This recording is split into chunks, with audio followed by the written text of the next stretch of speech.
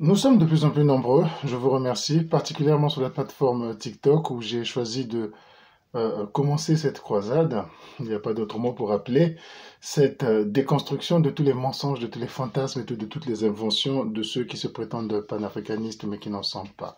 Je vous remercie énormément de nous suivre. Cette page s'appelle Hervé Maïka, exactement comme ici, sans fioriture, sans rien de plus, où nous échangeons, où j'envoie des vidéos quasi quotidiennement pour essayer d'expliquer chaque point d'actualité ou chaque point de passion, chaque point qui entretient ce débat et toutes les tentatives de destruction en fait de la réalité de ce qu'est le panafricanisme. Alors pourquoi cette œuvre? Cette œuvre vient tout simplement du fait qu'au départ, il y a peut-être 5 ans que tout ce brouhaha a commencé, que tous ces meneurs d'opinion, appelons-le comme ça, ou influenceurs ont commencé à peser sur le débat africain, à rassembler de plus en plus de gens, il faut le leur reconnaître au moins, et que, bon, longtemps, nous nous sommes dit que leur théorie étant bâtie sur des faussetés n'iront pas bien loin, et que finalement, ils finiront par mourir de leur belle mort, parce que les gens, même s'ils sont crédules au départ, se rendront bien compte que non seulement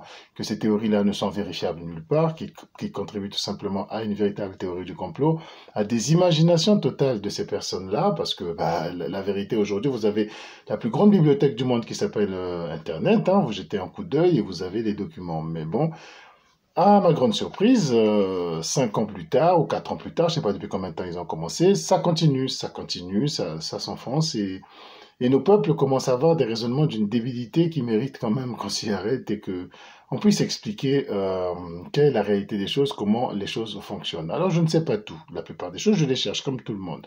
J'ai une information, je la cherche, mais au départ, on a quand même besoin d'avoir une certaine technicité, une certaine méthode dans la recherche et dans la compréhension des faits de l'actualité qui peut nous permettre de bien appréhender ce que l'on dit et de réussir à avoir un raisonnement cohérent face aux faits qui sont en face de nous.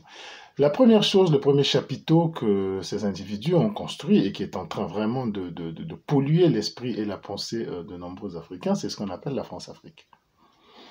En réalité, qu'est-ce que c'est que la France-Afrique? La France-Afrique, au départ, c'est un rapport. On a désigné comme ça des rapports, des relations entre certains chefs d'État africains, pas tous, certains chefs d'État africains généralement colonisés par la France, mais pas tous, parce que vous avez Mobutu, dont on peut juger certaines activités de France africaine, et des chefs d'État africains. Ce sont des chefs d'État européens, français, pour être plus précis. Ce sont des relations privées entre ces chefs d'État et ce président qui parfois prennent le pas sur les relations d'État. Parfois, il peut arriver que ces relations soient louches. Je prends un exemple. Vous voyez, il y a un président, il y a une réunion qui va se passer quelque part sur le droit de la mer, sur le droit de pêche international, voilà. La France va contacter un pays qui est membre de ce club, mais bon, qui n'a pas une grande activité de pêche et qui va chercher à ce que le vote soit plutôt en sa faveur. Et ce président-là, appelé, va profiter pour demander à la France, bon, mais dis donc, moi j'avais un petit souci aussi là, bon, il y a un paiement que vous devez me faire, mais je voudrais bien qu'une partie aille à l'achat de l'appartement de ma femme. Donc, si vous pouvez le faire directement avant que ça n'entre au trésor ici et que je sois gêné de demander au ministre de me retirer 2 millions d'euros, bon ben, si vous pouvez le faire là-bas, voilà. Donc, il y a eu un passe-passe avec un petit point d'illégalité qui s'est passé. Voilà, c'est des relations personnelles. Il y a beaucoup d'exemples, hein. Vous connaissez l'affaire Bongo, où le fils Bongo, l'actuel président, elle se retrouve à passer son bac et ne le réussit pas, et le président Bongo appelle le président français tout affolé pour lui dire, écoute, fais tout, mais il faut que mon fils ait le bac. Et voilà le président français qui est obligé d'appeler son ministère, et le ministère d'appeler l'académie où il a passé le bac pour dire, écoutez, c'est un problème d'État, essayez de régler ça. Voilà comment ça fonctionnait au niveau de la France-Afrique. On peut donner des tas d'exemples, hein, vous savez.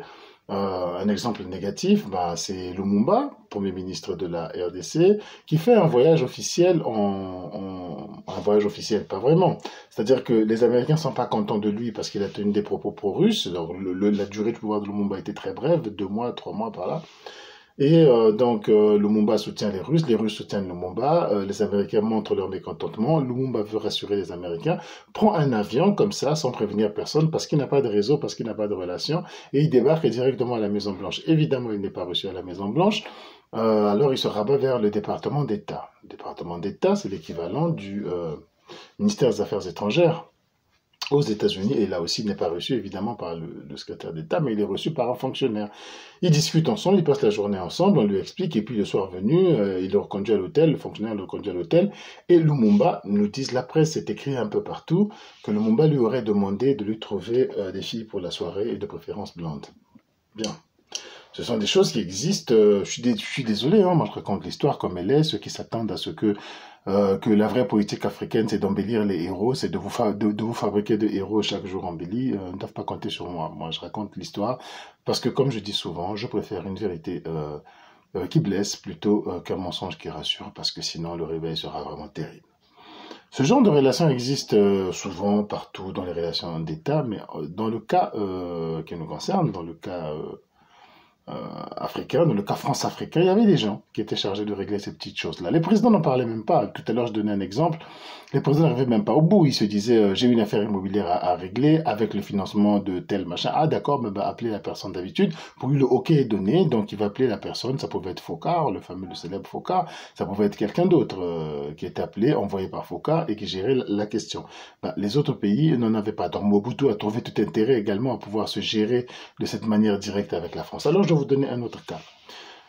Il peut arriver que un pays africain puisse faire une commande quelque part au Japon. Et si je vous raconte une histoire vraie, hein, au Japon, je vais acheter quelque chose, mais les Japonais ne veulent pas que vous les payiez les Japonais veulent que vous les payiez en dollars. Vous n'avez pas de dollars et la transaction avec la France va être compliquée, avec l'euro, j'allais dire, va être compliquée. Vous avez besoin absolument de la chose. Pourquoi ça va être compliqué? Pour plusieurs raisons. Parce que vous avez épuisé tous vos retraits, parce que donc vous avez du CFA. Alors ce que vous faites, c'est quoi? Vous appelez le président français pour lui expliquer le problème. Alors lui va appeler le président de la Banque de France. Le président de la Banque de France va appeler le président de la Banque centrale du Japon pour lui dire, écoute, ils vont t'acheter quelque chose en CFA, t'inquiète pas, tu prends leur monnaie, toute la quantité qu'ils auront en CFA, je te donnerai la quantité, l'équivalent en euros. Voilà comment ça se passe la France-Afrique en réalité, c'est ce type de relation. Mais une fois ce genre de propos tombant dans la rue, les gens se mettent à imaginer cette France-Afrique comme étant une institution. Ils se mettent à imaginer comme étant une espèce de bureau, une espèce de je ne sais pas moi, de prestation de serment que l'on fait pour surpasser les lois, alors que évidemment, des fois ça surpasse la diplomatie, des fois ça surpasse les règlements tels qu'ils devraient se passer. Il y avait beaucoup d'illégalité là-dedans. Et d'ailleurs, au fur et à mesure, ça a été corrigé, les choses sont devenues impossibles. Des présidents africains soutenaient des partis politiques en France. Bongo, le même, est accusé de l'avoir souvent fait. Et petit à petit, des lois aussi sont venues, surtout particulièrement en France, qui ont fini par cadrer toutes ces choses-là et qui ont fini par les interdire. Voilà, donc la France-Afrique, c'était ça, c'est tout. Mais ce n'était pas une loi. C'était pas un accord qu'on a signé avec des gens. Ce n'était pas un serment d'allégeance, un serment prêté. Non, c'était un échange. À l'avantage des uns et des autres, parce que les Africains ne sont pas plus bêtes que les autres. Or, malheureusement, nos hordes de panafricanistes aujourd'hui à la mode tentent de faire passer, en fait, les Africains pour étant inférieurs aux Blancs. Et que s'il y a des relations entre eux, celui qui en tire profit, c'est forcément le Blanc. C'est quelque chose qui se sont ancrés, qu'ils essaient d'enseigner à tout le monde. C'est triste, mais ce n'est pas la réalité, fort heureusement. Fort heureusement.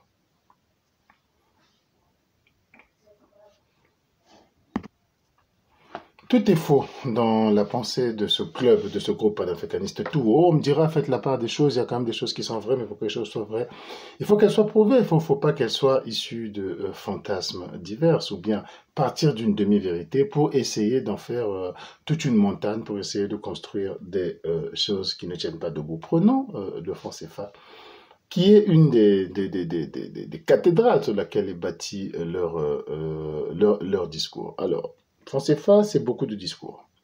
C'est une monnaie qui est gérée par l'étranger, ce qui est faux. Le franc CFA est géré par les banques centrales.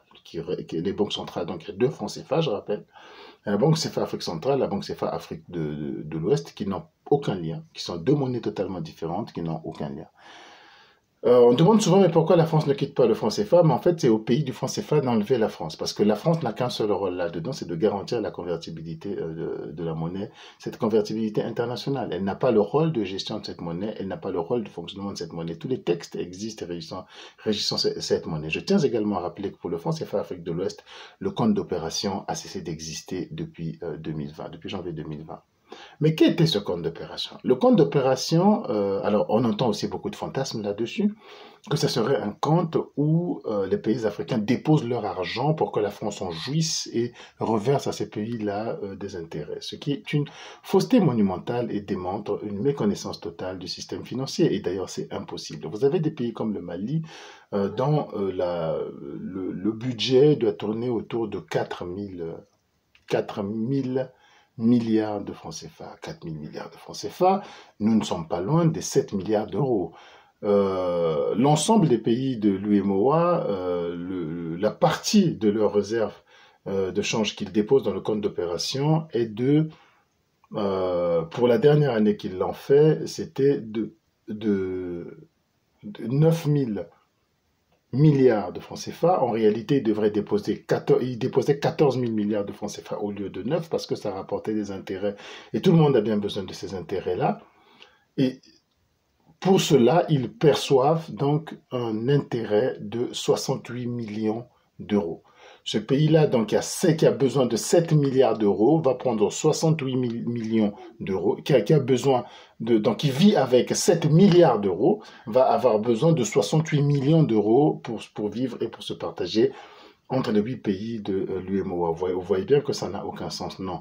Toutes les sommes qui étaient déposées par la BCEAO dans ce compte étaient des sommes qui appartenaient à ces pays-là, étant donné qu'il s'agit d'un compte à vue, un compte courant, dans lequel on dépose de l'argent que l'on dépense encore. Nous sommes des pays en Afrique qui vivent de beaucoup d'importations, donc ce que l'on dépose, on a le droit de le réutiliser immédiatement la seconde suivante, et c'est ce qui se passe. C'est ce qui se faisait quand ce compte existait, on le réutilisait pour les importations alimentaires, pour les importations de machines, pour les importations de médicaments, pour les importations de tout ce dont on a besoin. Les chiffres les plus fous ont circulé, que ça représentait des milliers de milliards de francs CFA. Il y a même une ambassadrice de dollars, même une ambassadrice qui avait sorti le chiffre de 500 milliards de dollars, ce qui représentait en cette année-là pratiquement le double du budget français. Alors vous allez imaginer un pays comme la France, dont le budget français est de 250 milliards d'euros, engranger le double de son budget sans que ça ne puisse faire vaciller l'économie française, l'économie européenne, sans que personne ne le remarque, sans que la Cour des comptes ne le remarque, sans que le budget qui vote, parce que c'est le Parlement qui vote le budget, et le Parlement vote chaque pièce et chaque sou du budget. Qu'on ne fasse pas croire qu'il y a des choses qui passent inaperçues, ce n'est pas possible, chaque sou est voté, sa justification doit être là. Donc le Parlement français n'a rien vu, les deux chambres n'ont rien vu, la Cour des comptes n'a rien vu, l'inspection des finances n'a rien vu, les instruments de contrôle de l'Union européenne qui valident chaque budget, qui vérifient que chaque budget est réaliste et tient vraiment au fait des papiers et qui vérifient la dépense et la réalité du PIB d'un pays et de la masse financière que ce pays a qu'il utilise. Donc tout ce monde-là est berné, mais les seuls qui auraient trouvé la vérité des faits, la vérité des chiffres, c'est une bande de plaisantins qui n'ont jamais mis les pieds dans une école d'économie, qui ne sont même pas capables de vous expliquer c'est quoi une inflation. C'est eux qui ont tout compris. C'est curieux que les Africains puissent suivre ce type de théories qui ne tiennent de rien, qui ne sont basées sur rien, et qu'aucun professionnel sérieux ne peut confirmer. Qu'on ne nous cite pas Kako Nububko, qu'on ne cite plus d'ailleurs, parce que ce groupe l'a finalement lu ou a finalement compris qu'il n'avait absolument rien en commun. Kako n'est jamais rentré dans ces délires de argent déposé donné à la France. Non, jamais. Lui, son problème, c'était qu'il y ait un rapport entre le franc CFA et la BCE, la Banque Centrale Européenne, au lieu de la Banque Centrale Française, au lieu du Trésor français, parce qu'il estime que le franc CFA est une communauté de pays et il doit gérer avec une autre communauté de pays et non se gérer avec un seul pays. Voilà ce qui le dérangeait. Il l'a dit, il l'a avoué plusieurs fois, il l'a écrit, qu'il s'agit pour lui d'une question de principe plutôt que d'une question de gains ou de pertes économiques. Ça, c'est totalement imaginaire. Ça ne tient d'absolument rien. Le franc CFA, la gestion par la Banque de France, effectivement, elle est totalement fausse. La Banque de France ne gère pas le franc CFA. La fabrication de la monnaie aussi, c'est quelque chose qui dérangeait un peu Kako, parce que c'est symbolique, voilà, c'est son propre terme, c'est à titre symbolique là aussi, mais il y en a qui imaginent que comme la France, c'est à Chamalières que la monnaie se fabrique, c'est la France qui décide de la quantité qui doit être fabriquée, ou alors elle peut en fabriquer plus et garder un peu. C'est quand même incroyable ce niveau de compréhension des choses. Il y a plusieurs pays dans ce monde qui font fabriquer leur monnaie à l'étranger. Et si nous ne prenons que l'Afrique, c'est quasiment tous. Ceux qui font fabriquer leur monnaie dans leur pays, en général, ne font qu'une des opérations de la fabrication de la monnaie. Hein. C'est le cas de certains pays d'Afrique du Nord qui font commander le papier qui est recouvert de beaucoup de codes d'infalsifiabilité. Tout ça, c'est fait dans ces imprimeries qui ont toutes les compétences pour le faire. Et quand ça arrive dans leur pays, on met une couche de peinture dans laquelle il y a les écrits, il y a la photo du héros, il y a le symbole de ce que le pays produit. Voilà, ça fait la monnaie, ça donne l'impression qu'on produit la monnaie, mais en fait, l'essentiel est fait ailleurs. Vous avez beaucoup de pays qui font produire leur monnaie en France. Hein. C'est le cas de la Namibie qui n'a pas été colonisée par la France. Il y en a 2 ou 3 autres, on ne va pas les citer tous. La plupart des pays africains font produire leur monnaie en Angleterre, dans cette usine dans cette imprimerie qui s'appelle Delarue.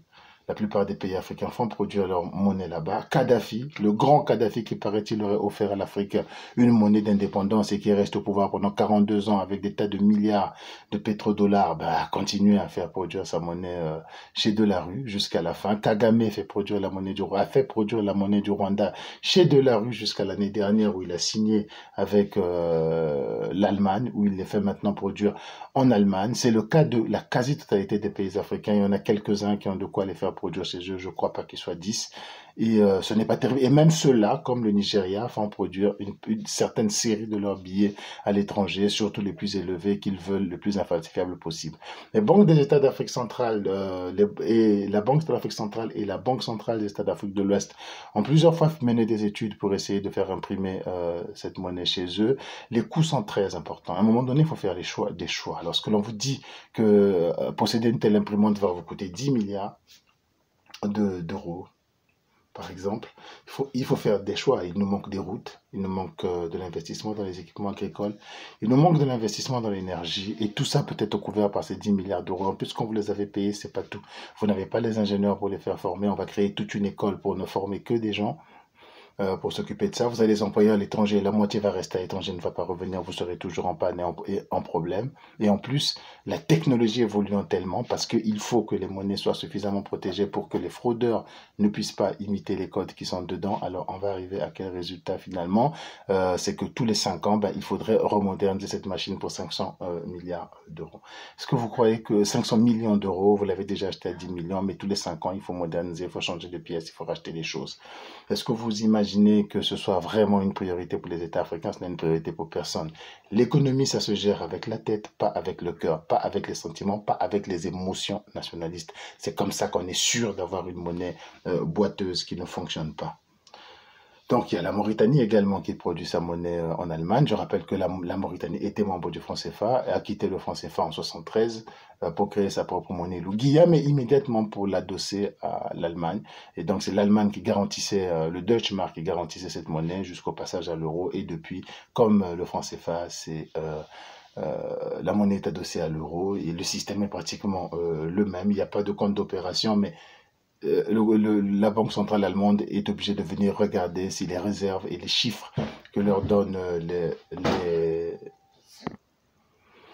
Mauritaniens sont vraiment conformes à ce qu'il y a dans leur compte. Et il faut même vérifier une deuxième fois parce qu'ils envoient au niveau de la Banque centrale de Mauritanie aussi des experts de cabinets indépendants, vous savez, des cabinets du type KPMG et tout ça pour aller vérifier la comptabilité. Donc en fait, les Mauritaniens n'ont pas fait grand-chose en quittant le franc CFA, sauf qu'ils sont obligés de parler allemand de temps en temps. Donc, cette histoire de monnaie gérée par les autres, et puis plusieurs monnaies sont adossées à d'autres. Hein. Ce n'est pas qu'une question africaine.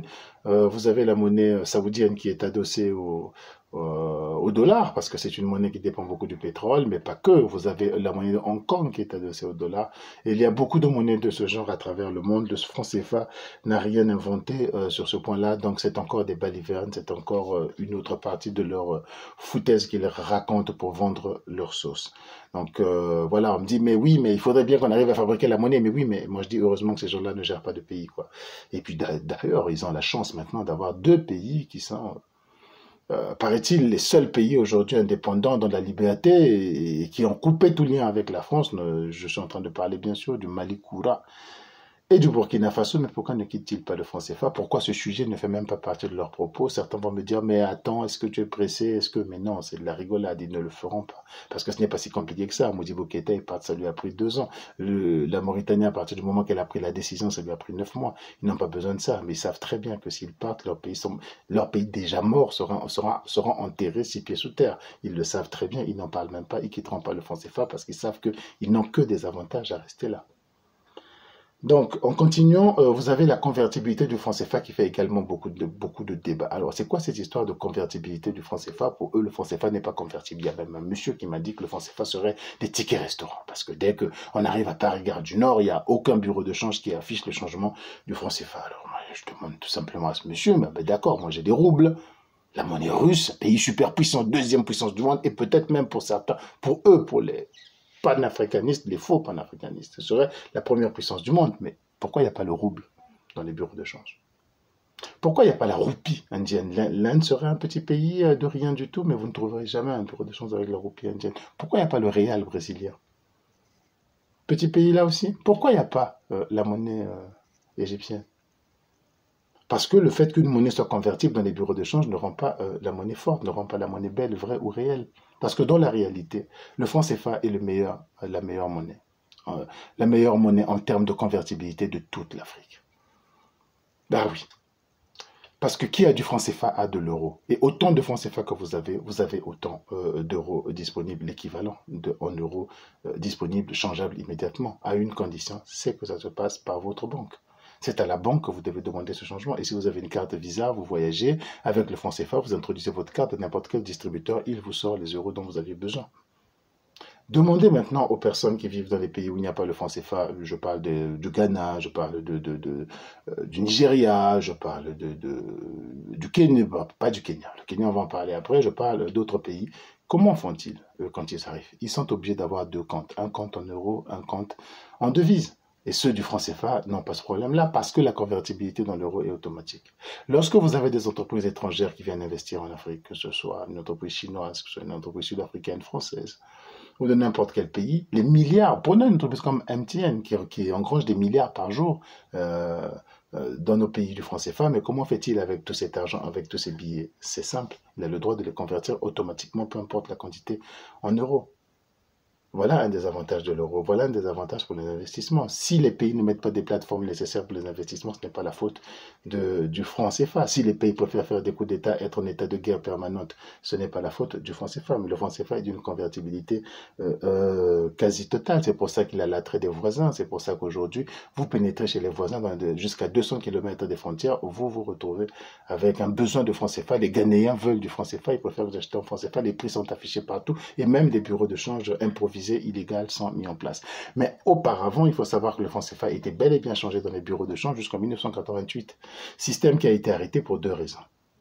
La première raison, c'est que les gens allaient faire des courses en francs CFA dans les pays voisins et cet argent se retrouvait dans les banques de ces pays-là. Et ils étaient en droit de vous les opposer, de revenir sur une banque du franc CFA pour vous dire, écoutez, nous avons des francs CFA, donnez-nous du franc français. Parce qu'à l'époque, le franc CFA était garanti par le franc français. Ce qui faisait que ces pays profitaient en fait d'une manière d'avoir des devises et que le franc CFA devait payer et ne profitait pas finalement de sa convertibilité parce que beaucoup d'argent se retrouvait dans ces pays-là. En plus, et c'est la deuxième raison, de la grande corruption qu'il y a dans nos pays qui faisait que nombreux allaient détourner de l'argent pour aller acheter des appartements en France, à Kinshasa, dans tous ces pays qui sont voisins des pays du franc CFA. En franc CFA, la banque prenait avec plaisir et ça permettait à la banque de trouver du franc CFA et d'avoir des devises. C'était une saignée assez énorme pour ces pays-là, un manque assez important et ils ont décidé en 1988 d'arrêter le change international du franc CFA. Pour ceux qui sont arrivés en France depuis longtemps et qui sont de ma génération ou plus, il y avait des bureaux de change du franc CFA partout. Il y avait Gare du Nord, il y en avait à Barbès, il y en avait partout,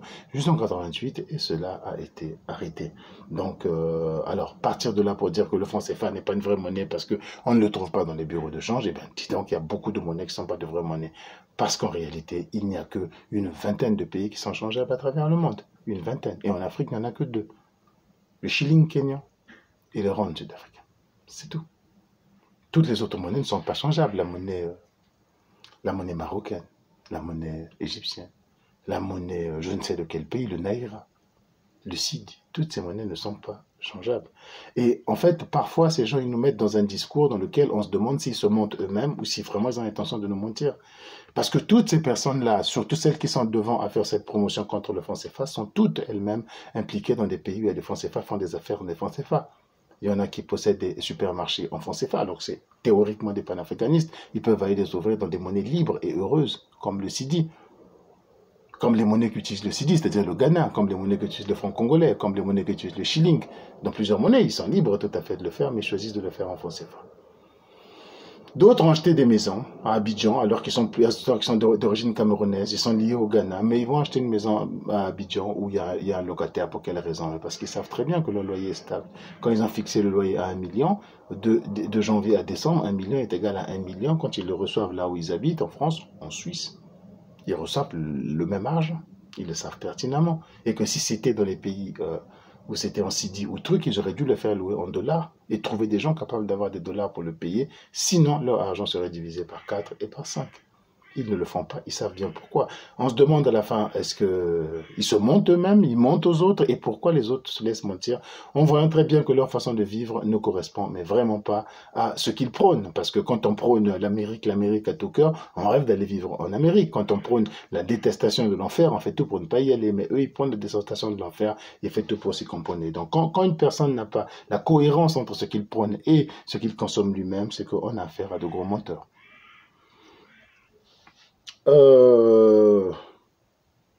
Suivons toujours dans cette logique, donc ce qui concerne le franc CFA et les fantasmes du franc CFA.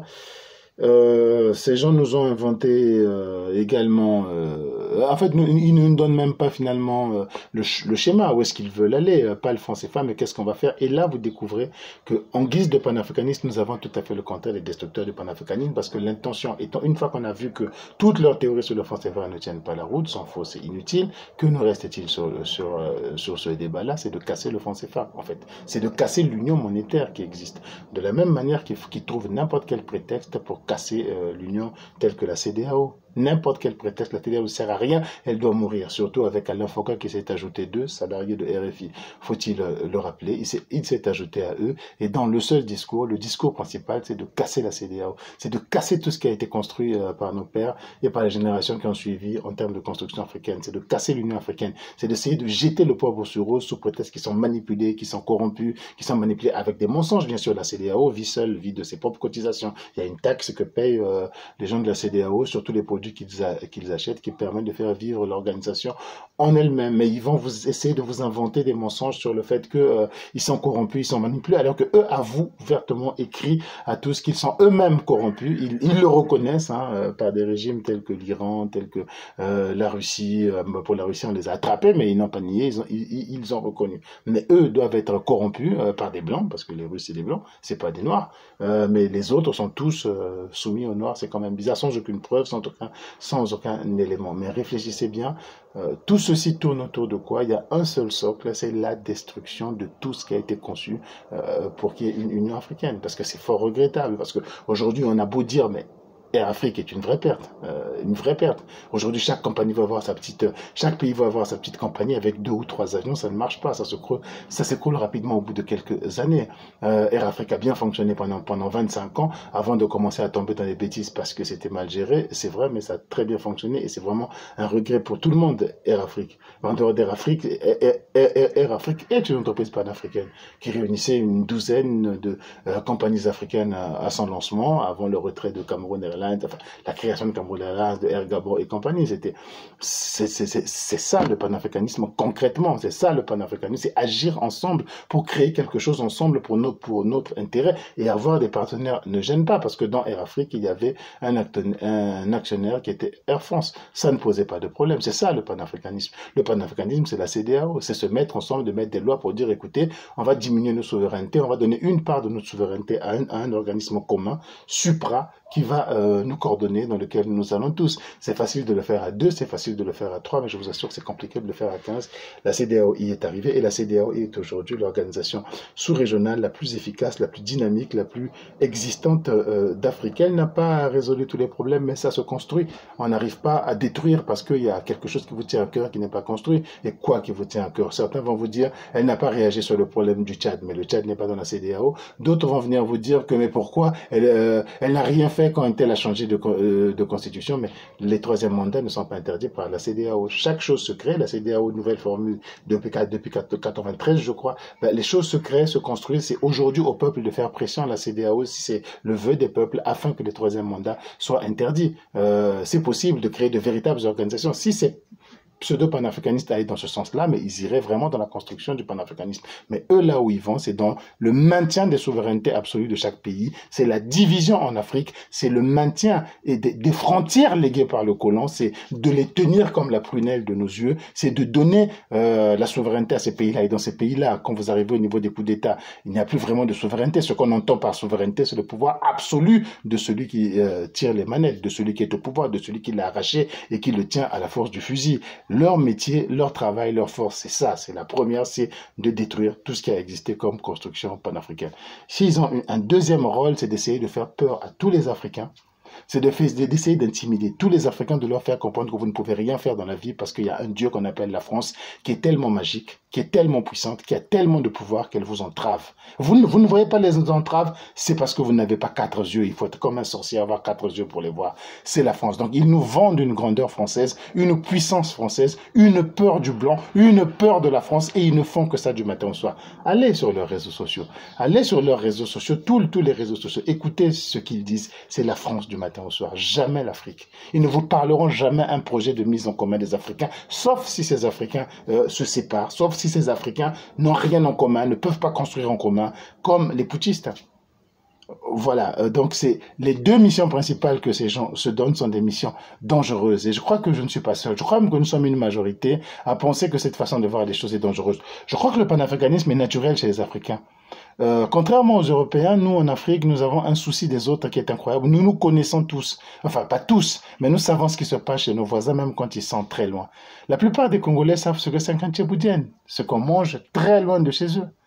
La plupart des Kenyans savent c'est quoi le ndombolo. C'est vrai qu'il y a une séparation entre l'Afrique de l'Est et l'Afrique de l'Ouest, ça c'est vrai. La côte atlantique, on se connaît bien, et la côte de l'océan Indien, ils se connaissent bien. Mais on se connaît. On sait quelle est la musique qui est en train de cartonner en ce moment au Cameroun, ce qui n'est pas le cas de l'Europe. Hein. Allez demander à un Européen qui dirige l'Autriche. Il ne vous donnera jamais le nom.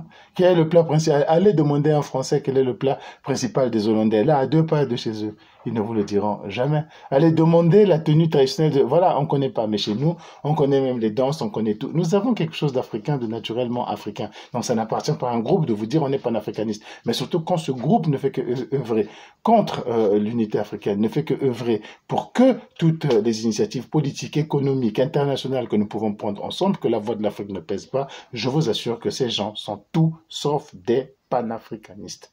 Tout sauf ça.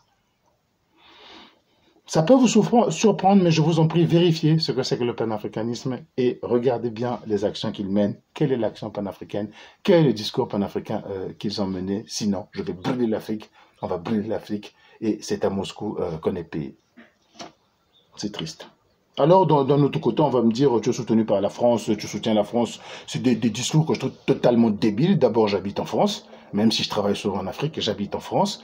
Si la France était un véritable enfer, un État tyrannique, où il y avait des preuves, des éléments que la France fait souffrir d'autres pays qui me sont chers, je vous assure que je n'habiterai pas en France, je ne paierai pas mes impôts en France. Alors c'est un peu ridicule, et j'accuse la France et je mets au défi quiconque de démontrer que j'ai un lien quelconque avec un officiel français qui m'aurait donné de l'argent, quoi que ce soit. Non, zéro. Je me lève le matin, je travaille du matin au soir. La plupart de mes vidéos, d'ailleurs, vous les verrez, je les fais au bureau entre midi et 2, ou je les fais à la fin de mon service au bureau. Voilà, mais toujours ce cri à répéter, tu es pour la France, tu soutiens la France, mais c'est bizarre, eux qui ne soutiennent pas la France, ils vivent, voyagent avec des passeports français sans aucune honte, les renouvellent sans aucune honte. C'est, voilà, quand on est déjà parti avec cette escroquerie à la base, je vous assure que tout le reste ne sera qu'escroquerie. En tout cas, s'il ne s'agit que des idées qu'ils défendent, je peux vous démontrer qu'elles sont toutes fausses. J'ai dit toutes, j'ai pas dit quelques-unes. Toutes elles sont fausses. Toujours dans ce même ordre d'idée d'être contre l'Afrique, parce que l'idée c'est que quand on pense que quelque chose fait du mal à la France, c'est que pour eux ça veut dire que c'est bien pour l'Afrique, même quand on tue des Africains. C'est quand même extraordinaire.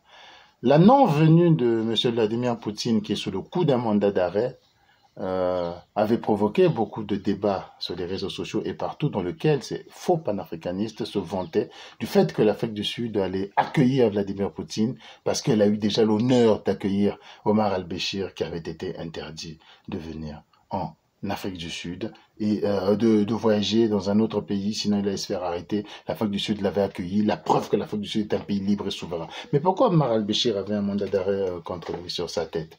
Parce qu'il avait armé, incité, poussé, dirigé, ordonné à des milices arabes d'aller massacrer des Noirs dans le Darfour. Moi, personnellement, je m'étais battu à cette époque-là sur ce dossier et je crois que l'abandon ou le non-intérêt, parce que j'ai été dans ces milieux, l'abandon ou le non-intérêt des panafricains, des soi-disant panafricanistes m'avait fait comprendre déjà à ce moment-là à quel point ce n'était qu'une arnaque, une escroquerie, une espèce de complexe de gens qui avaient des problèmes avec leur ancien colonisateur et ne s'intéressaient qu'aux choses qui touchaient leur ancien colonisateur. En fait, c'est pas l'Afrique qui les intéresse à ces panafricanistes, c'est la France.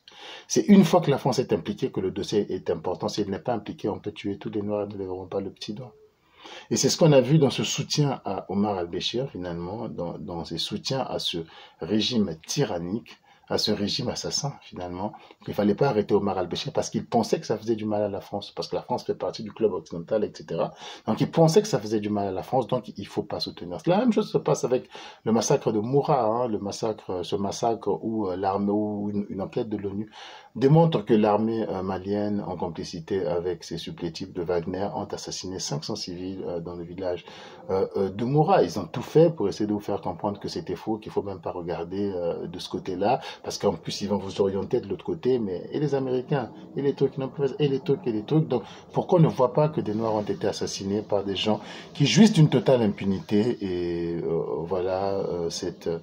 rengaine contre la France. Rengaine contre la France, ou alors, moi je crois pas que c'est rengaine, parce que s'il détestait tellement la France, je crois qu'il n'y habiterait pas.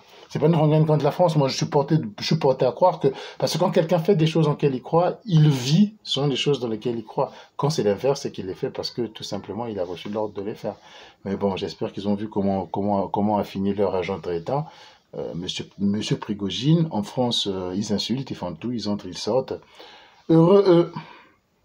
Voilà, donc cette affaire est assez décevante. Je sais que le fait d'avoir dit ça, je vais avoir plein de commentaires sur la CPI.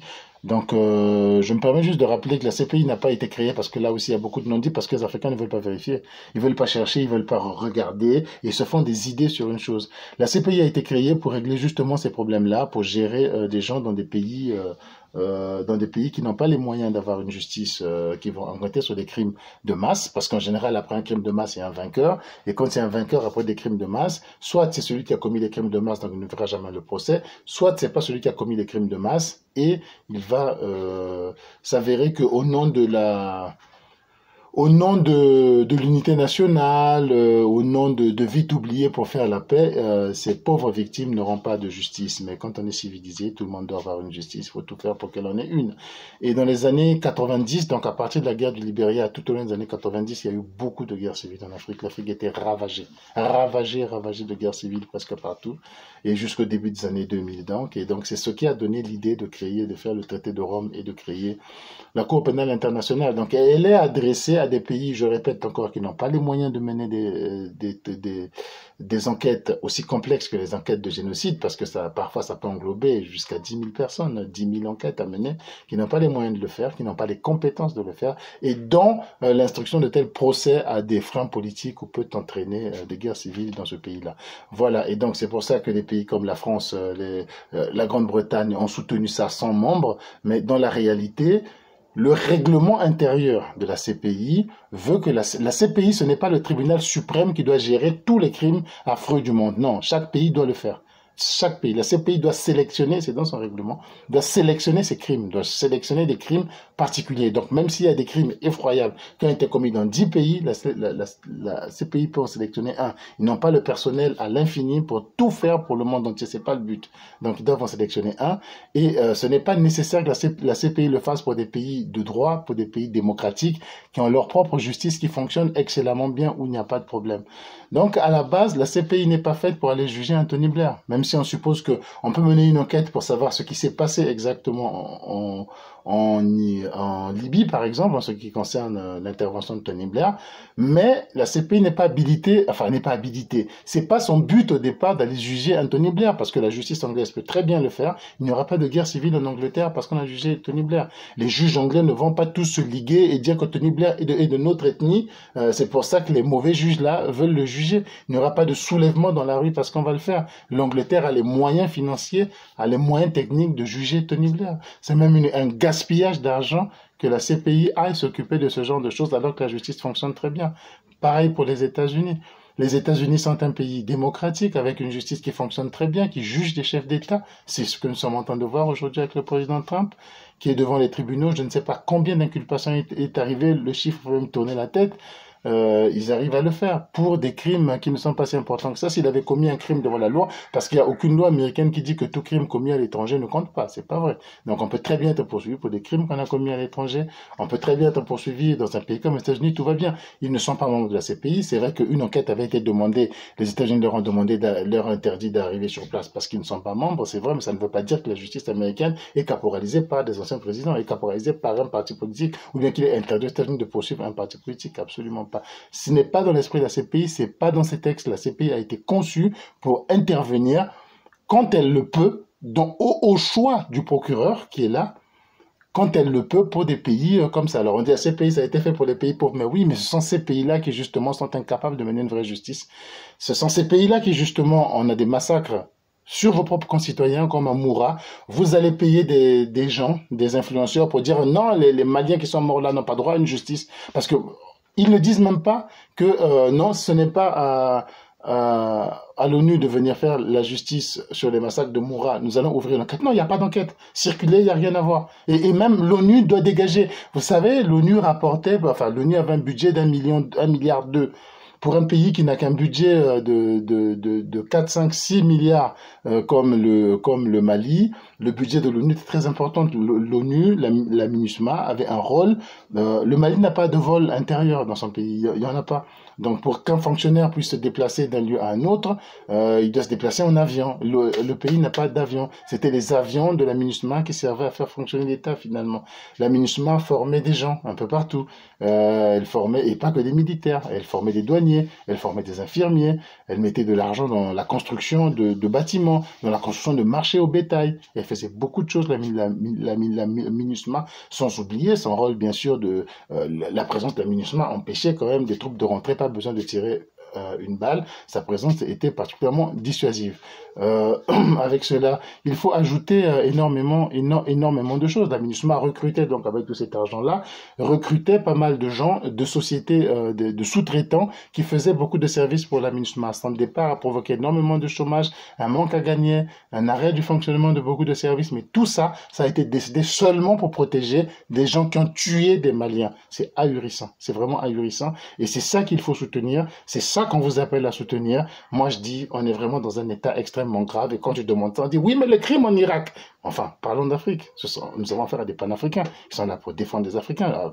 À la base, je vous le dis, sans sourire, sans me gêner, je me fiche de l'Irak.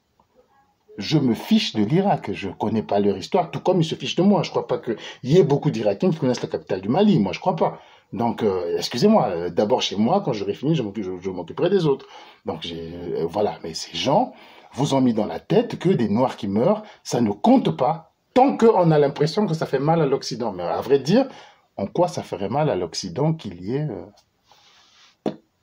ait des gens qui meurent à moi?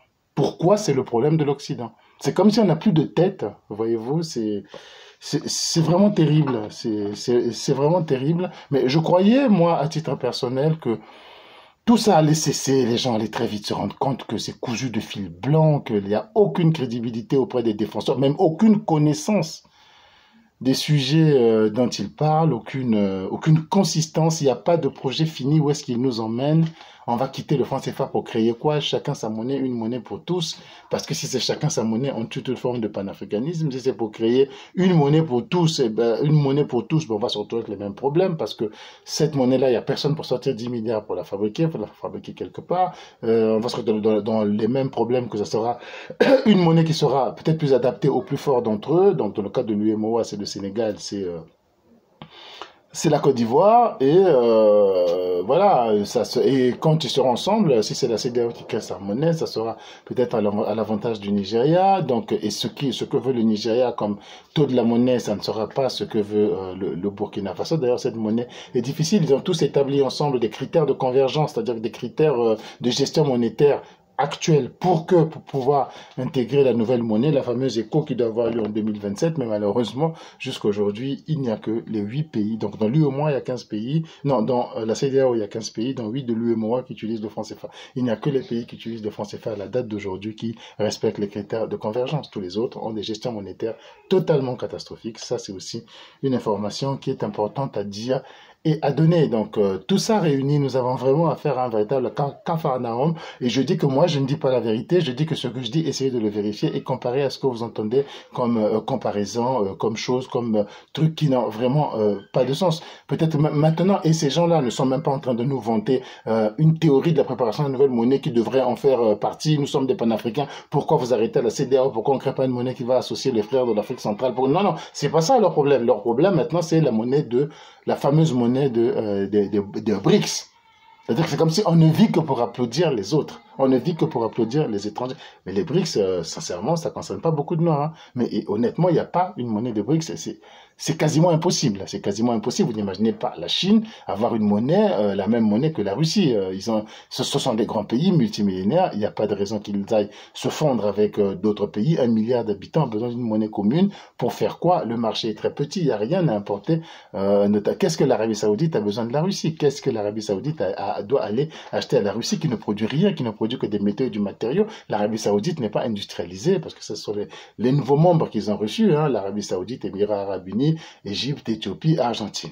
Qu'est-ce que ces pays-là ont à voir avec la Russie? Qu'est-ce qu'ils iront acheter en Russie? La Russie ne fabrique pas d'industrie. La Russie elle-même importe tout, et de l'Union européenne et des États-Unis. Très peu finalement de la Chine. Elle exporte en Chine, oui c'est vrai. Elle exporte certaines choses en Chine, mais c'est des matières premières, les quelques matières premières qu'elle produit. Bon, bref, une monnaie serait très compliquée, et si surtout, ce que j'entends, le but de cette monnaie est de casser le dollar, excusez-moi, mais si le dollar se casse, c'est la Chine qui va pleurer en premier, parce que c'est le pays qui possède le plus de bons du trésor américain. Pour faire simple, c'est le pays qui possède le plus de richesses américaines à l'extérieur. Si les États-Unis tombent, la Chine est ruinée, parce que tout ce qu'elle a tient en valeur en dollars. Donc si les États-Unis tombent, si le dollar tombe, la Chine est ruinée. Donc, une monnaie, ça ne sert à rien. Mais là, n'est pas le problème. Je ne crois même pas que c'est un sujet que le sieur peut comprendre. Je ne crois pas que c'est un sujet qu'il comprend. Mais ce qui est le plus intéressant, c'est qu'entre-temps, aucune défense de monnaie africaine. On ne connaît pas leur vision sur la monnaie africaine. Comment est-ce qu'elle doit commencer? Comment est-ce qu'elle va se comporter? Adossée à personne? Adossée à quoi? Sur quoi elle va se bâtir? Combien de pays? Qui? Ça, c'est des sujets que ces pseudo-panafricanistes, ça ne les intéresse pas. L'Afrique, c'est pas leur problème, c'est de défier l'Occident, en particulier la France. Voilà le socle de leur vision. Voilà le socle de leur combat. Kadhafi aujourd'hui a été déifié, mais vous croyez que pourquoi? Parce que la France est impliquée, parce qu'il y a Sarkozy, c'est pas parce que Kadhafi est mort. C'est quelque chose qui ne les intéresse pas. Il y a deux dictateurs qui sont morts. On ne vous pleure pas de Saddam Hussein chaque jour. C'est pas parce que Kadhafi allait faire du bonheur en Afrique, c'est totalement faux. Je rappelle que les Libyens ne pleurent pas Kadhafi. Hein. Il n'y a pas un écrit, personne ne me sortira un journal ou alors un parti politique pour Kadhafi. Ça n'existe pas. Pour les Libyens, les années Kadhafi sont les années perdues de leur vie. C'est des années de dictature, c'est des années de torture, c'est des années je sais pas quoi, mais ils essaient de vous construire tout un film sur Kadhafi simplement parce qu'il y a Sarkozy qui est impliqué, il y a la France qui est impliquée avec une association extraordinaire où les problèmes de la France sont associés de président en président, des décennies en décennies, de siècle en siècle. Tout ça c'est la France. La France a toujours été méchante, la France a toujours été... Vous savez pendant combien de siècles le Dahomey a été un État esclavagiste? Dahomey, c'est ce qui est devenu Bénin en 75. Est-ce que vous savez pendant combien de siècles ça a été un État esclavagiste et on doit aujourd'hui parler. Donc en fait, moi quand je vois les Dahoméens, c'est-à-dire les Béninois, je dois toujours penser qu'ils ont vendu des gens, ils doivent vendre des gens. C'est-à-dire qu'à un moment donné, il faut avoir un cerveau, quoi. Les États-Unis ont jeté 2 bombes atomiques en, au Japon. Et immédiatement après ces bombes atomiques-là, ils ont occupé le Japon avec interdiction que le Japon s'équipe militairement. Ça n'a pas empêché le Japon de se développer. Idem pour la Corée. Mais on veut vous créer une haine à vie, une haine éternelle, soi-disant, parce qu'on a été colonisé par ces pays-là. Et la Chine et le Japon, ils n'ont pas de relation aujourd'hui. Et les États-Unis ne sont-ils pas devenus le protecteur de leurs anciens colons? L'Angleterre, pourquoi ce n'est que l'Afrique qui doit pleurer, pleurer, pleurer, pleurer? C'est pas ça. C'est leur combat personnel avec leurs anciens colonisateurs. Peut-être qu'ils souffrent en France, peut-être que, mais c'est des problèmes psychologiques qu'ils ont à régler entre eux. Et c'est dommage que des gens qui parfois sont en Afrique se mettent à suivre ce genre de personnages qui sont de véritables, qui vous emmènent nulle part parce qu'ils n'ont ni l'intelligence de là où on va, ni le dire, et qui ont des problèmes de complexe et d'étouffement vis-à-vis de ces pays-là, fatigue avec tout ça. Et s'ils sont malheureux en France, ils peuvent quitter la France. Personne n'a jamais été intéressé de quitter la France. C'est pas parce qu'on y est né ou qu'on en a acquis la nationalité que on ne peut pas quitter. On est tous nés. À titre personnel, je suis né dans un pays où je me suis plus senti à l'aise à un moment donné. J'ai choisi délibérément d'aller vivre dans un autre pays. On peut toujours le faire. Il n'y a pas de problème. Alors aujourd'hui, il y a la question des matières premières qui devient saillante. Matières premières, voilà leur vision économique est vraiment une vision économique primitive parce que c'est du ramassage et de la cueillette que de compter sur les matières premières. Celui qui produit des matières premières reçoit toujours 10, 100, 1000, 10 000 fois moins que celui qui les transforme. La richesse se trouve de ce côté-là. C'est pas le jour où l'Afrique commencera à gérer ses propres matières premières qu'elle deviendra riche, ce n'est pas vrai. Et gérer, personne ne pense même de s'industrialiser parce que les matières premières, c'est bien quand on peut en fabriquer des machines. C'est comme ça qu'on les utilise, les matières premières, mais tant qu'on n'arrive pas là, c'est pas la peine de rêver. On va vendre ces matières premières. Prenons l'uranium du Niger dont les gens parlent beaucoup. Je ne veux pas m'asseoir sur l'angle, est-ce que c'est 15%, c'est 25%, c'est 30%, c'est un faux débat parce que de toutes les façons, ce que la France achète là-bas, c'est pas pour la France, elle prend une partie, elle revend le reste aux autres États européens qui ont besoin de nucléaire. Donc, et deuxièmement, c'est un faux débat parce que ce que la France achète là-bas, c'est des espèces d'amas de cailloux, c'est pas du tout de l'uranium. L'uranium se trouve à l'intérieur à 0,7% de cette masse qu'ils achètent. Ensuite, il y a beaucoup d'étapes de transformation industrielle pour que cet uranium devienne quelque chose d'utilisable. Voilà, il y a une transformation, voilà, il y a beaucoup de mots techniques et scientifiques. Il y a du raffinage, il y a des traitements, de l'irradiation, tout ça c'est fait pour que. C'est des débats que je connaissais pas, mais je lis ça depuis 2 mois parce que tout le monde en parle. Ben, vous pouvez en faire autant, cultivez-vous, voyez le processus à faire, les diplômes qui sont nécessaires pour le faire, les machines qu'il faut pour le faire. Je crois qu'on est très très très loin. Nous sommes des pays qui manquent encore des professeurs de mathématiques dans les collèges et dans les lycées. Nous sommes des pays qui manquent encore, mais vraiment du minimum. Je crois que on en est très loin. Et donc une fois que tout ce traitement-là est fait, on en sort un produit qu'on appelle le yellow cake, qui est le combustible. C'est ça qu'on met dans une centrale nucléaire pour brûler. Mais ce que l'uranium acheté, c'est peut-être, disons un exemple, la masse dans laquelle on va tirer l'uranium qu'on achète au Niger. Cette belle et grosse masse, c'est peut-être acheté à 1000 euros. Ce qui est acheté à 1000 euros, une fois qu'on l'a transformé, quand on va en sortir le combustible, c'est seulement 1 kilo de combustible qui va sortir sur une tonne. Sauf que le kilo de combustible qui va en sortir va coûter 30 000 euros. Vous voyez, à la base, vous achetez une grosse masse comme ça, 1000 euros, et le kilo de combustible qui va sortir va coûter 30 000 euros. Et c'est ça que la France va revendre chez les autres pays et garder un peu pour faire fonctionner ces centrales nucléaires. Donc, quand on me dit que la France pille le Niger, bah, il faut d'abord que le Niger soit capable d'utiliser ces fameux...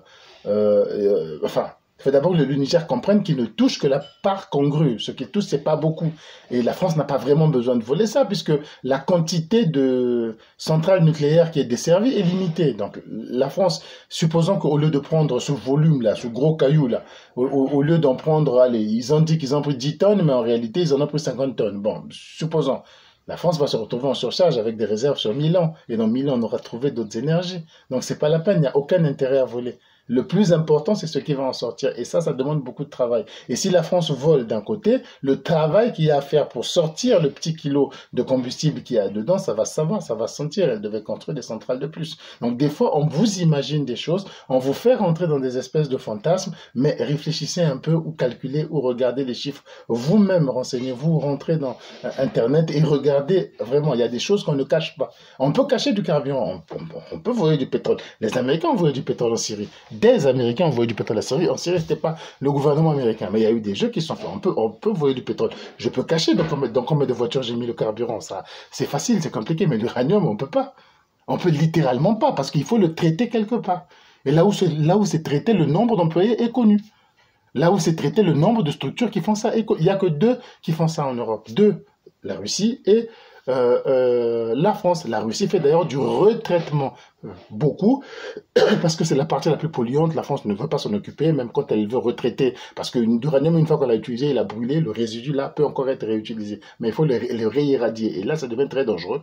Il le confie à la Russie, c'est la Russie qui le fait. Mais pourquoi les autres pays européens, comme la Belgique, comme les Pays-Bas, comme l'Italie, qui ont des sites nucléaires, n'ont pas de capacité, n'ont pas ces usines de traitement de l'uranium à prendre les grosses masses qu'on va chercher au Niger pour les casser, les concasser, les traiter, eux-mêmes le faire. Ils préfèrent acheter à la France à un prix surélevé, alors qu'entre-temps, la France a fait créer de l'emploi, beaucoup de choses dont eux, ils pourraient profiter. Parce que c'est des technologies complexes. Alors que eux, c'est des pays qui fonctionnent. Ils ont tout, ils ont des écoles, ils ont un système qui fonctionne très bien. Ils auraient pu le faire, mais ils ne le font pas. Est-ce que vous croyez qu'en vivant de nos matières premières, c'est demain que nous, on va y arriver alors qu'il nous manque des professeurs dans les écoles? Je crois que c'est vraiment un manque de réflexion. À cela, il faudrait aussi ajouter. Bon, il y a le petit détail qu'on nous dit que l'uranium du Niger serait vital pour la France, c'est totalement faux, pour la simple raison que, en fait, un grand pays sécurise ses approvisionnements et il met pas tous ses œufs dans le même panier. C'est-à-dire que c'est comme ça, c'est une stratégie de fonctionnement. Les approvisionnements, vous faites à ce que je prends 20% là-bas, 15% là-bas, 25% là-bas. C'est comme ça qu'il prend en Ukraine. Ça, c'est la première chose. La deuxième chose, ce que la France achète en Ukraine, il peut très bien l'acheter au Kazakhstan. La production du Kazakhstan, c'est 25 fois la production, non, c'est 15 fois la production du Niger, qui est d'ailleurs finissante. Il peut l'acheter en Namibie, il peut l'acheter ailleurs. Mais prenons le Kazakhstan qui a de très grosses réserves et la Mongolie où on vient d'en découvrir, il peut très bien les acheter là-bas et remplir tous ses besoins. Mais c'est très dangereux pour un pays d'être fixé sur un fournisseur et de ne compter que ce fournisseur-là. Donc un bon gestionnaire diversifie ses approvisionnements. Voilà pourquoi il s'approvisionne au Niger. Et je dois aussi expliquer autre chose, c'est que les populations ont beau prétendre ne plus aimer la France, et vas-y, je dis prétendre, parce que ceux qui les vendent adorent la France, vivent en France, ont des passeports français, donc c'est des menteurs, c'est faux. On a beau prétendre, mais les dirigeants, eux, se rendent bien compte que les autres qui viennent proposer des marchés sont de moins bonne qualité. Le marché, regardez le contrat chinois avec le Niger et regardez le contrat français, comparez-le, personne ne va le faire, en tout cas pas les panafricanistes, pour la simple raison que ce qui les intéresse, c'est ce qu'il fait avec la France. La Chine peut voler, piller, écraser tout le monde, mais regardez les 2 contrats, je vous en prie, vous serez ahuris. Et vous trouvez ça sur les sites des entreprises, je n'ai rien inventé. Donc, et ces pays-là vont trouver intérêt à se retrouver, et sans oublier que combien la France reverse au Niger comme aide au développement. C'est pas de défendre la France. Oh, mais la France a le droit d'être défendue. Pourquoi il n'y a que la Russie qui serait défendue? Mais c'est pas ça le sujet. Moi, je ne rentre pas dans ces sous-débats. Mais la vérité, défendons la vérité. Regardez ce qui existe. Regardez ce que la France verse à ce pays-là comme aide au développement, comparé à ce qu'elle achète, à ce qu'il y paye comme uranium, vous allez voir. Et quand vous dites on va piller l'Afrique, aïe aïe aïe. Vous savez, pour piller les matières premières, ça veut dire que vous allez creuser la terre, vous allez emmener des engins. Ça veut dire que vous allez recruter des ingénieurs. On aurait vu des sites de recrutement des ingénieurs. Apprenez à chercher et à réfléchir. Ça veut dire qu'on aurait vu une augmentation des camions pour pouvoir évacuer toutes ces marchandises-là. C'est des choses très lourdes. Faut pas imaginer qu'on va les aspirer là-bas avec un Wi-Fi. On a posé un Wi-Fi quelque part et tout d'un coup, on est en train de faire partie. Non, c'est des investissements extrêmement lourds qui vont même demander des aménagements portuaires. Rien pour faire passer tel minerai. Moi, je viens d'un pays côtier, maritime, je vois comment ça se passe. On va faire des aménagements particuliers pour que ce minerai-là puisse passer. Il y aurait des chemins de fer parce que pour voler beaucoup, je dis dans toute l'Afrique, pas seulement pour le Niger, les richesses africaines sont pillées, les ressources sont pillées, les ressources... Mais c'est des slogans. Qu'est-ce qui est pillé où? Qu'on nous dise clairement. Si c'est pillé, c'est qu'on peut me prendre une photo. C'est qu'on peut y aller. Mais pour piller, il faut des ingénieurs pour le faire. Il faut des engins pour le faire. Donc, rien que la fabrication de ces engins de pillage-là, de ces engins Il n'y en a pas beaucoup. Les engins qui travaillent dans les mines, il n'y en a pas beaucoup. On sait exactement, vous pouvez trouver sur Internet combien sont fabriqués, combien ont été envoyés où, combien sont amortis, quelle compagnie. La France n'a pas beaucoup de compagnies minières à l'étranger, à l'international. Prenez un pays comme le Mali, qui a de l'or, qui exploite de l'or. Les compagnies qui exploitent de l'or au Mali sont connues, il n'y a aucun Français. Les compagnies, la France vend ses mines où le Mali vend son or où? Deux pays seulement. Le Mali dépend à 80% de ses exportations d'or de l'Afrique du Sud et de la Suisse. Qui parle de la Suisse? Ah, pays de Nathalie Yamp. Qui parle de la Suisse? Qui se lève le matin pour vous dire que la Suisse, il faut que nous explique comment le pays qu'ils exploitent, la Suisse est pauvre? Personne ne le dit. Le Burkina Faso. Qui exploite l'or du Burkina Faso? Encore une fois, la Suisse, mais là, elle est quasiment seule. Et les sociétés minières qui sont là. Vous avez les Rio Tinto, vous avez des anglo-saxons, des Russes, des Sud-Africains. Il n'y a pas de France là-dedans. Alors, comment elle pille? Parce que la Suisse ne serait qu'un département français en réalité. Comment elle pille? Parce que l'Afrique du Sud travaille pour la France. Comment elle pille? Voilà les mensonges qu'on vous met sur la tête, voilà les mensonges qu'on vous invente, mais que personne ne peut démontrer, parce que tout est démontrable. Et le problème des complotistes, c'est de toujours partir du principe qu'en fait, rien n'est démontrable. En fait, tout est faux, mais moi, je connais. Tout ce que vous lisez est faux, tout ce qu'on vous dit est faux, la presse est mauvaise, mais en fait, moi j'invente. Et celui qui vous dit j'invente ne connaît rien au minerai, ne connaît rien à l'économie, ne connaît rien aux relations internationales, mais rien. Rien. Voilà comment vous êtes en train de vous faire avoir avec cette bande d'enfumeurs, avec cette bande de vendus, avoués et vendus eux-mêmes, avec cette bande d'anti-panafricains. Donc, pillage des ressources premières. Il y a une mode aussi à se répéter en ce moment, de répéter que oui, mais le président Lissouba avait dit que lui-même ne savait pas combien on allait prendre comme pétrole au truc. Le président Lissouba, maintenant c'est devenu une école. Ne nous faites pas rire. Rapprochez-vous d'un polytechnicien, expliquez-lui comment fait-on pour savoir combien... Alors même s'il est encore élève, il va vous répondre. Donc ne rentrons pas dans la bêtise où quelqu'un dit qu'il ne sait pas et de faire son ignorant, parce que c'est le point de départ de toutes les théories du complot. C'est je ne sais pas, on ne sait pas. Il faut effacer ce qui existe et écoutez maintenant mon imagination, écoutez mon délire. Tout cela est faux. Il n'y a pas de pillage de minerais, c'est de la folie. Il n'y a pas une France qui serait au Niger parce que sans ça, elle va mourir. Elle a besoin. Non, le Kazakhstan produit plus d'uranium que ça. Et la France a eu de l'uranium. Beaucoup d'uranium. La France a produit de l'uranium sur son sol de la France métropolitaine de 1950 à 2000. Elle a produit de l'uranium pendant 50 ans. Et dans les années 80, la production française d'uranium était l'équivalent actuel de la production du Niger, c'est-à-dire 5,6% de la production mondiale que la France faisait sur son sol et sur son territoire. Et l'uranium en question existe toujours, mais c'est qu'il coûte maintenant plus cher à exploiter parce qu'il est trop profond. Mais ça existe. La France exploite aujourd'hui 200 mines ouvertes en France. La France va exploiter du lithium bientôt et il y en a pour 100 ans pour fabriquer des batteries électriques. Donc il faudrait arrêter aussi de croire qu'il n'y a que l'Afrique, il n'y a que l'Afrique, il n'y a que l'Afrique. C'est pas vrai, les minerais sont partout. Les minerais sont partout et il n'y a pas de queue en Afrique. Hein. Il n'y a pas de queue, je vous assure. Il y a des pays où il y a des investisseurs où vous voyez 5 compagnies du même pays dans le même secteur essaient de rentrer dans ce marché-là. Il y en a partout. Regardez le Vietnam. L'Afrique n'a pas ce problème-là. Il n'y a pas une queue. Regardez ce qui s'est passé en RDC avec le président Tshisekedi, qui a un contrat avec les Chinois, où les Chinois exploitent son pays, exploitent les minerais de son pays. Lui, il a 30%, les Chinois ont 70%.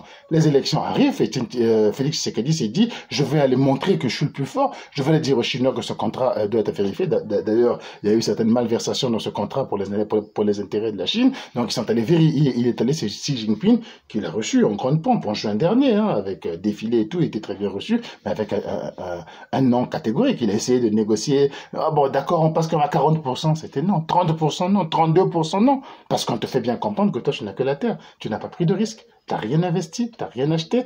Là où on fouille, parfois on commence un filon, on n'arrive pas jusqu'au bout, mais c'est des années d'investissement. Moi, j'ai investi dans l'éducation de mes ingénieurs, j'ai investi dans l'argent que je mets dedans. On lui a expliqué les choses très claires et les marchés se passent comme ça partout. Il est rentré dans son pays bredouille, il n'a pas pu augmenter d'1%. Pourquoi aussi? Parce que les Chinois savent que si tu n'es pas d'accord avec eux et que tu les vires, il n'y a personne derrière qui viendra prendre ce qu'ils vont laisser. Personne. L'eau va tomber, les mines qu'ils ont déjà creusées vont se remplir d'eau. Parce que les gens ne courent pas derrière les mines africaines. C'est ça qu'on oublie.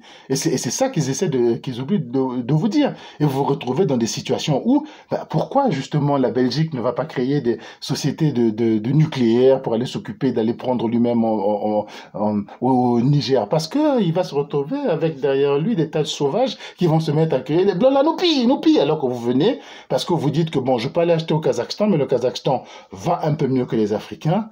Ça serait bien que les Africains aient quand même un marché de plus. Ça serait, vous raisonnez d'un bon sentiment, mais vous arrivez là-bas, vous avez une horde de fous, de tarés qui sont en train de vous crier dessus alors qu'ils ne connaissent rien.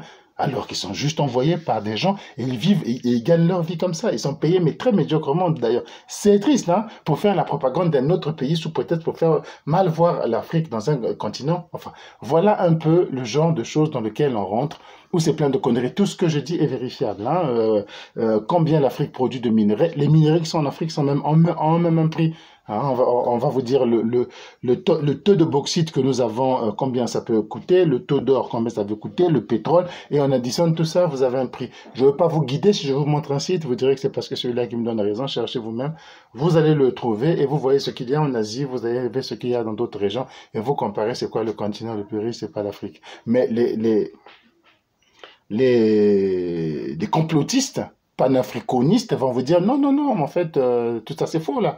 Ces chiffres ont été faits pour embrouiller les Africains. C'est-à-dire qu'il y a des ingénieurs qui sont formés dans le monde où on vous dit, vous concevez, vous faites des calculs très complexes, il vous faut des bacs plus, des systèmes de modélisation de mathématiques hyper complexes et avec une partie de la formation de ces gens-là où on dit ça c'est pour mentir les Africains, vous allez faire comme ça.